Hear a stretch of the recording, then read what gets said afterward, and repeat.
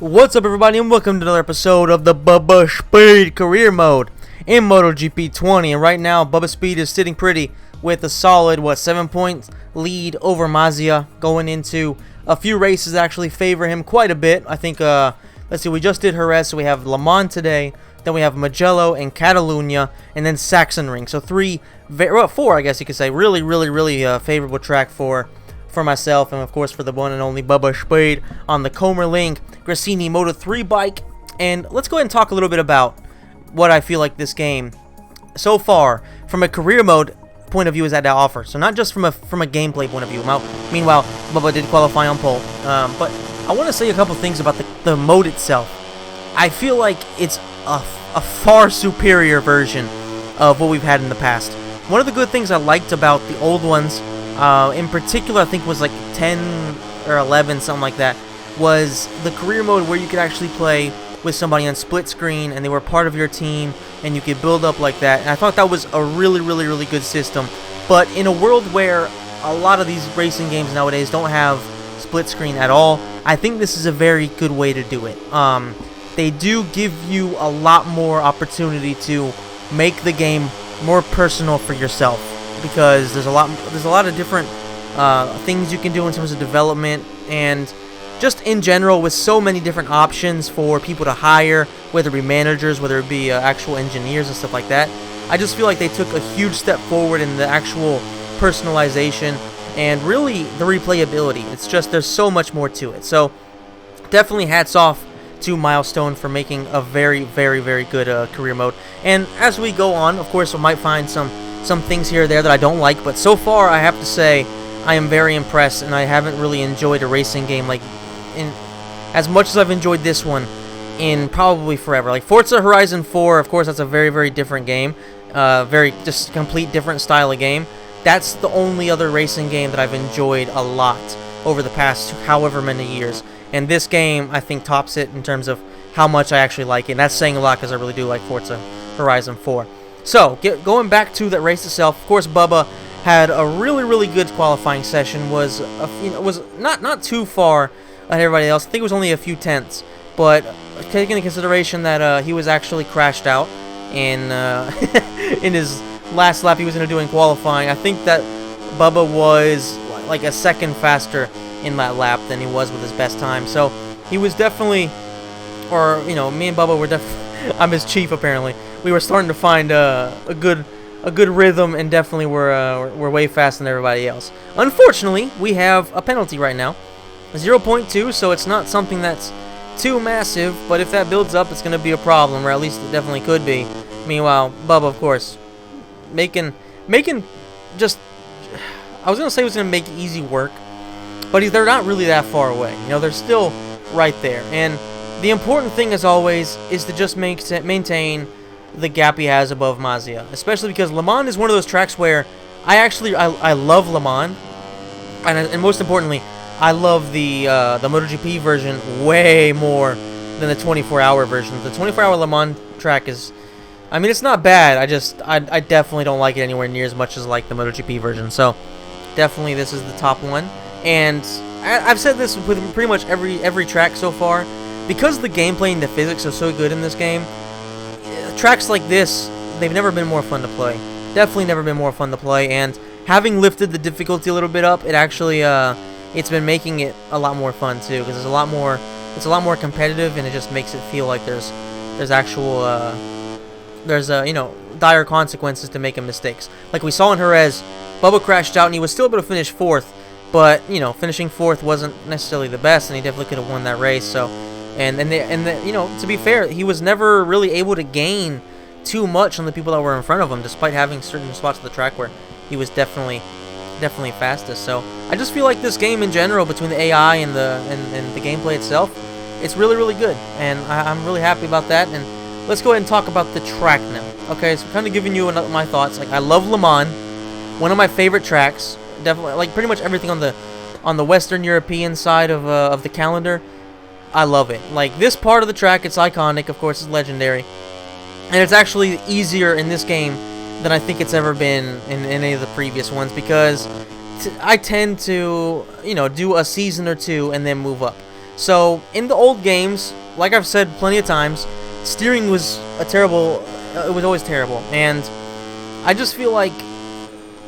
Sorry, I should say it was terrible until you developed the bike to the point where it was actually good enough to be competitive, and I hated that because you're supposed to be a professional rider first of all, so he knows what he's doing first of all. Second of all, he's in Moto3 or whatever class you're in. So we're not talking about an absolute shit bike. We're still talking about the elite of the elite in terms of motorcycle engineering, whether it's the engineers themselves or what the riders are on. So it made no sense for steering to be such a problem. And in this game, steering is not a problem. Of course, as you develop, it gets better. Depending on your settings, it gets better too. I need to start setting my bike up more, but I'm not really good enough to know exactly. Like in the old games, it was easy. The biggest issue was cornering, so you would just kind of fix that, and it would make it a little bit better, but it wasn't great. Bubba barely escapes the penalty. And I just feel like there's so many different parts of this track that are actually really difficult. Like this one right here isn't that easy, or at least it definitely wasn't in the old games. I would always go flying wide and try to cut in and just do whatever I could to steal a tenth or two because of how trash I was at it. But in this game, it's just so much easier. And like this part right here, what I love about it is that you don't have to let off. Now you can if you want, but you don't have to let off at all. I like to take it a little bit late coming in here, hit the rear brake, hit the gas. I didn't really do this one as well as I would like, and of course got a penalty there. It's another 2/10 added, so a +4. It starts to be a pretty big amount. I'm not gonna lie to you guys, especially because fuel is always a worry, so you always have that in the back of your mind now, and it makes things interesting, and it makes you. I say it adds more pressure to you because at a certain point you have to turn down the power, you have to turn on the traction control, or turn up the traction control, and you have to you essentially have to conserve a little bit of the power for the later laps, or at least just try to barely scrape by. And with only 2.2 or 2.1 at this point, with about a lap and a half left, that's not where you want to be necessarily. So not looking the best from a fuel point of view, but so far the lead is fine. Meanwhile, I have another 3/10 added, so 7/10 of a second, which is a lot. Let me tell you, 7/10 that can change a lot in Moto3 because the gaps are usually pretty low, and as you get more penalties, me personally, I start trying to push harder, or start trying to build up the gap as much as possible, because right now it's at 1.9, but that's because we have the power up, and we are trying to just put as much of a gap as possible. But trust me, if they're within a second and a half to a second, all of a sudden the pressure gets really high. You're starting to make mistakes. You're starting to look at the fuel tank and be like, okay, I have to start saving it up, because right now we're at 1.6. So as we're going right now, we would not have enough fuel to do both laps. That's just a fact. So at some point, you have to go on, saving up your energy, saving up your fuel, all that stuff, and it doesn't get that easy. So you have to really keep that in mind. Run wide, make another mistake. Luckily, there's not going to be a penalty for that, because a lot of times, even when you run wide, they'll give you a penalty for some reason, even though you don't gain any time out of it. I guess maybe in some cases you do, but definitely not in that one.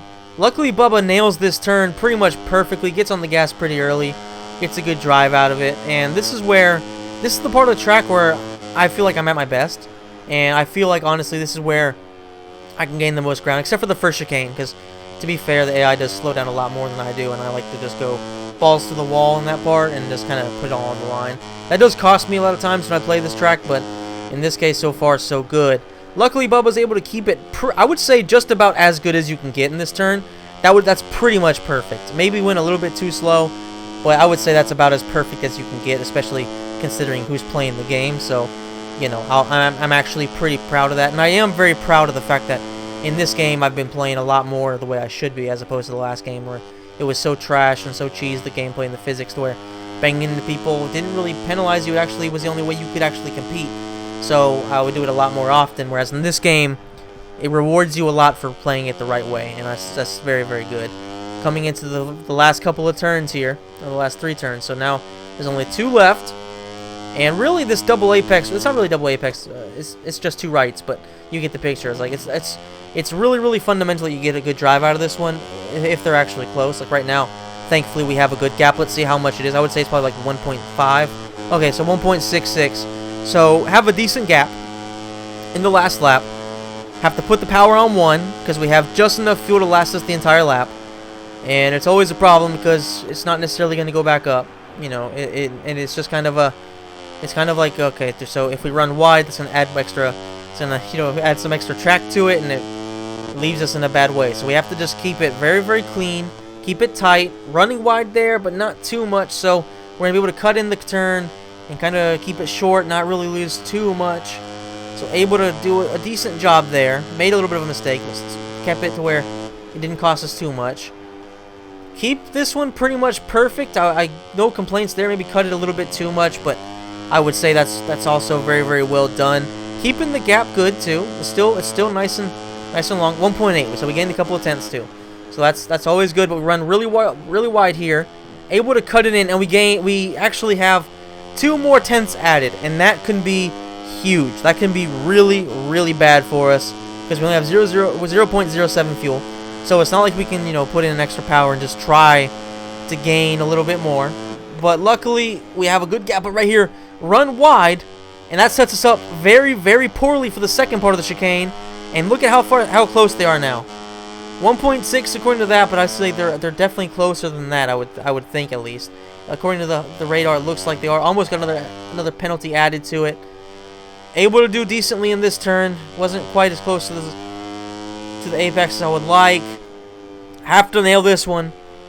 Get it pretty correctly and perfect. All right, not perfect, but definitely pretty well done. And on the HUD, they look like they're pretty close, but they're at least a second, I think. They're at least a second, so we should be fine. There you go. Okay, oof. It was. I think they were 1.1. So we were able to win technically by 0.2 of a second. And Masìa finished 4th.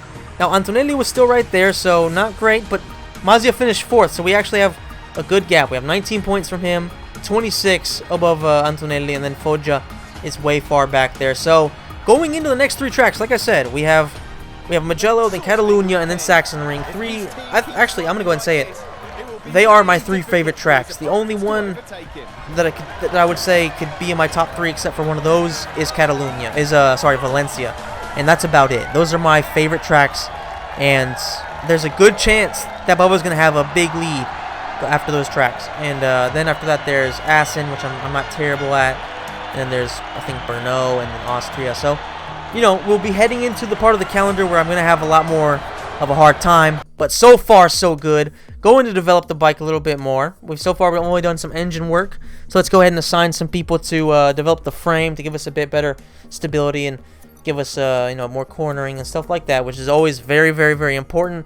We probably won't be in this team next season, depending on how this championship goes. But regardless, we're gonna try to develop as good as possible to give us the best chance of developing. So, hiring a couple of people, and now I'm not gonna lie to you guys, I'm still trying to figure exactly how this stuff works. I haven't watched a tutorial or anything like that, so I probably should go on and kind of have a more in-depth study to figure out exactly what to do to make this stuff work as best as possible. And we're also going to go and try to develop the engine a little bit, because we already have a couple things installed, but we want to boost it a little bit more, because of course as we need to do as much as possible. Don't do too much development testing, but anything we do is going to help us out and make it in the long run give us a better time and actually make the gameplay probably more fun, to be honest, because as the bike gets better, it'll flow better and it'll be more and more fun to play. So I hope you guys enjoyed this video. If you did, please hit the like button, subscribe to the channel, hit the notification bell, which is the best way you can support a small channel like mine or anybody else that you follow that's, you know, still developing, because YouTube doesn't really support us too much. And yeah, just let me know in the comments if you have any tips for what I should do to actually improve at the game. If you have any tips for the technical staff point of view as well, that's probably the thing I need to help the most with. And as always, guys, thank you so much for watching, and I'll see you in the next video.